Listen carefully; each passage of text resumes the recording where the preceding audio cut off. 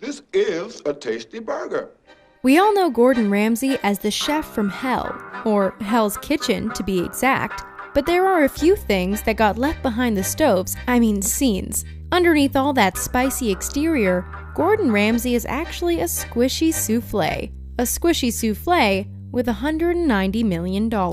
Here are 10 Gordon Ramsay confessions that you might not have heard.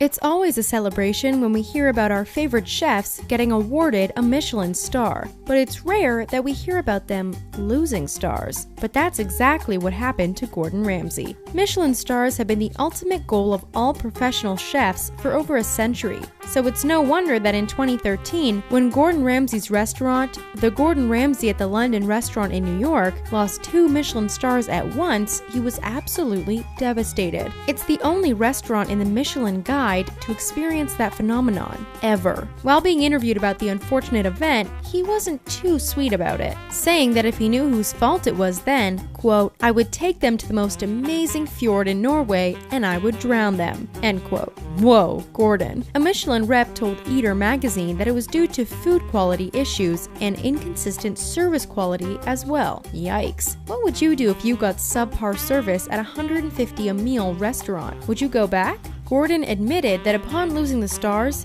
he cried, mentioning, "It's a very emotional thing for any chef. It's like losing a girlfriend. You want her back," end quote. Considering Gordon is one of the more decorated chefs around, we're not too concerned about the loss, and we're sure at this point that he isn't either. While on television, Gordon keeps up that invincible, articulate, untouchable persona, but that doesn't mean he doesn't have goals, ambitions, and fears, just like those of us who watch his shows after work on the couch. We tend to forget that celebrities are still human at the end of the day, even our favorite short-tempered celebrity chef. Just like many of us, Gordon has a very real and rational fear of his life coming to a sudden end. In an interview with the Sunday Herald, he mentioned to an interviewer that he has difficulty acknowledging finality, and upon being asked about his father's passing and being called upon to confirm the body, he said, "I'm useless. I can't handle that." Being a celebrity of any sort means you're bound to eventually run into things you're not supposed to see behind the scenes, some of which could potentially harm you. It's no wonder that these experiences, paired with his fear of the end, could leave a bad taste in his mouth. Although it's easy to perceive Gordon as cold and uncaring based off of kitchen nightmares, he's actually very conscious of what he puts into his body, not just for his personal health, but for the health of the ecosystem too. Upon trying shark fin soup in Taiwan, he was very disappointed with the brutal, wasteful way local fishermen acquired the shark fins, and the unjust treatment of the sharks afterwards. Especially because the soup, according to him, quote, "is really bizarre. It actually tastes of nothing, sort of plain glass noodles," end quote. Have you ever tried shark fin soup? Gordon quickly became aware that the shark fin soup was more of a status symbol in Taiwan than something that was truly necessary and worth the time and effort to cook. More importantly, it highlighted to him that the vast amount of missing sharks, somewhat caused by the popularity of the soup, was sure to cause an unbalanced oceanic ecosystem. That's when he decided to speak up about the awful shark fin trade. But that wasn't where it ended. At one point, he was making the fishermen so upset that authorities in Taiwan warned Gordon that the gangs might get him if he didn't back off. If you've watched any of Gordon's many kitchen shows, you've probably noticed by now that he has absolutely no patience for mistakes. He's known to yell at his chefs and even kick them out as punishment for subpar dishes and inadequate kitchen hygiene. So it might surprise you to hear that Gordon is actually notably easy on children. He's even quite the family man. He refrains from cursing in the house and around his 5 kids, Matilda, Jack, Holly, Megan, and little Oscar. These morals are carried on to the set of MasterChef Junior. He doesn't lose his cool to the kids on the show and actually welcomes crying, telling TCA Winter Press, quote, "I think crying is important. Not crying, not showing that emotion, bottling it up could lead to more dangerous things," end quote. It's refreshing to see a cook birthed from the relentlessness of French kitchens and prestigious London restaurants be so kind to his young learners. See, what did we say? Squishy souffle. On top of Gordon's kindness and patience towards children and young learners of cooking, he's also a bit of a philanthropist. He and his wife Tana both started the Gordon and Tana Ramsay Foundation in 2014, raising funds for chronically ill children with, gosh, the Great Ormond Street Hospital Children's Charity in the United Kingdom. Diners at the Ramsay's restaurant in the UK have the option of adding €1 to their receipt as a donation to the foundation, and it looks like they're still going strong. This wasn't just an empty promise like many celebrities make. Nope. In contrast, Gordon promised to raise a huge $3 million for unwell children at the hospice. Another fun fact about Gordon, he practices what he preaches. Alongside adding a donation option to his restaurant, he also works hard to actively earn money for the charity too. He enjoys working out and regularly undertakes grueling physical challenges to push more money into his charitable venture. It's not something that you'll hear this chef talking about much, but it's something to keep in mind while watching him scream his lungs out on TV. In April 2019, Gordon came under fire for his authentic Asian cuisine remark. If you weren't in the know, Gordon was accused of cultural appropriation, and an East Asian food writer described it as a real-life Ramsay kitchen nightmare. Gordon opened Lucky Cat, an Asian restaurant in London, but many of his fans weren't happy about the phrasing of the cuisine. The restaurant described itself as, quote, an authentic Asian eating house and vibrant late-night lounge inspired by the drinking dens of 1930s Tokyo and the Far East, end quote.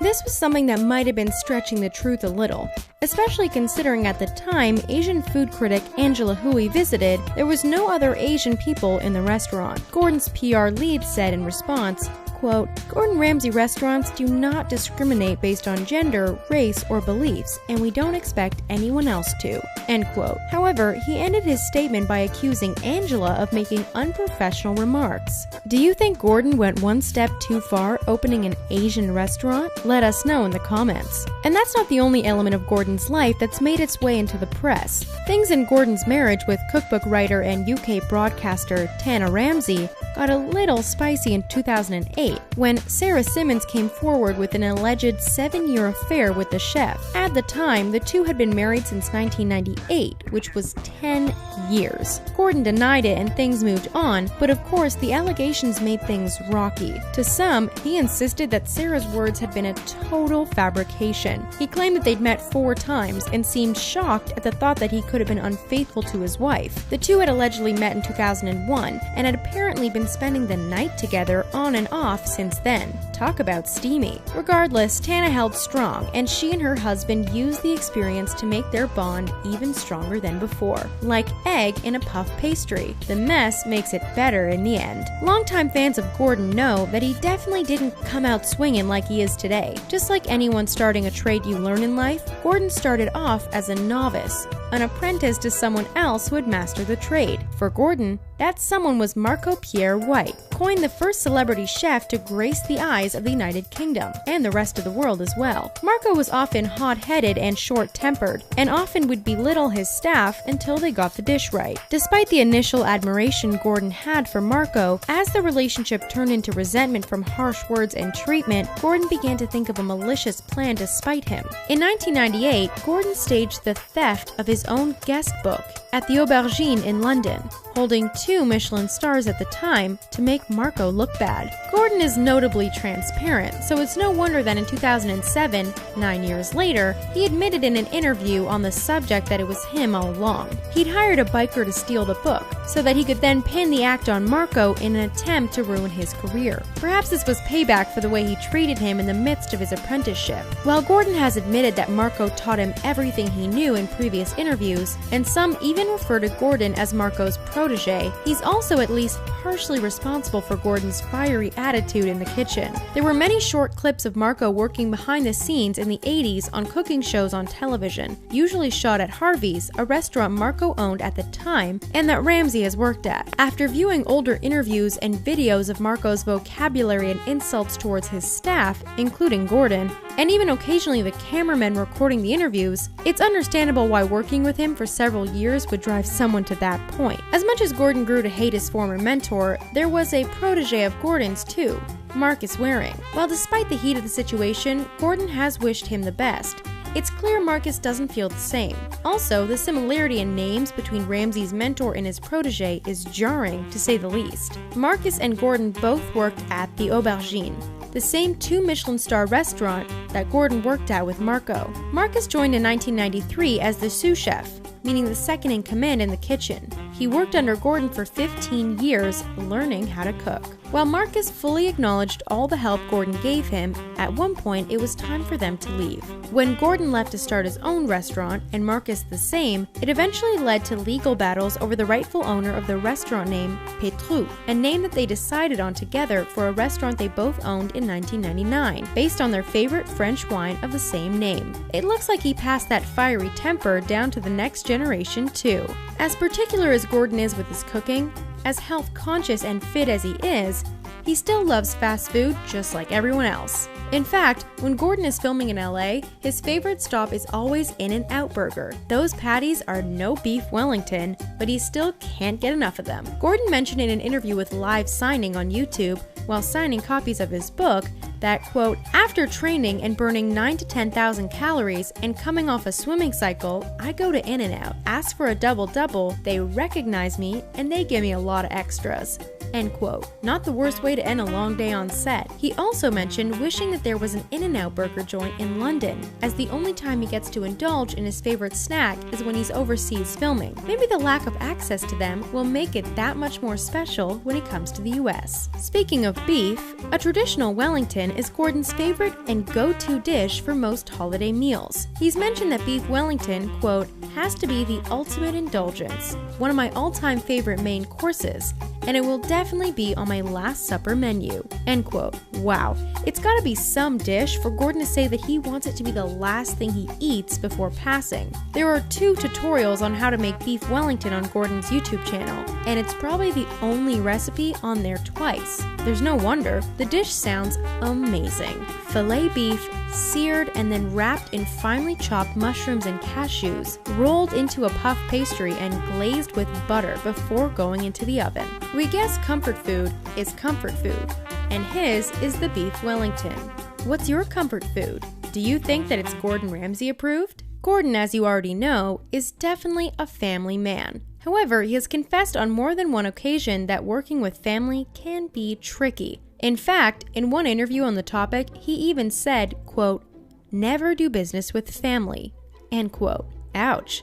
So why does Gordon keep his family at arm's length when it comes to business? As it turns out, there's a very good reason. In 2007, Gordon Ramsay's father-in-law, Chris Hutchison, who at the time was the CEO of Gordon Ramsay Holdings Limited, was caught hacking into his computer to access his bank information. Of course, his father-in-law went to prison for 6 months and swiftly lost his position in the company. But another punishment? Gordon will never work with him again. The whole ordeal cost $2 million in legal fees. Definitely not worth the embarrassment. Gordon and Tana have been notably civil about the whole ordeal between the two of them, but as far as the falling out between Tana's father and Gordon, that might not ever be resolved. Talk about being put in the hot seat. Which of these confessions surprised you the most? Let us know in the comments below. Make sure to like this video, subscribe to The Richest, and join our notification squad. Thanks for watching, and we'll see you next time.